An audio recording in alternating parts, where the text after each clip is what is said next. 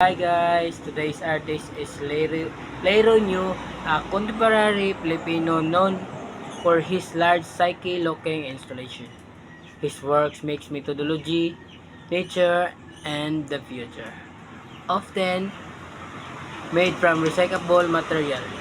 Leiro believes art should exist beyond spaces, performances, and even wearable art.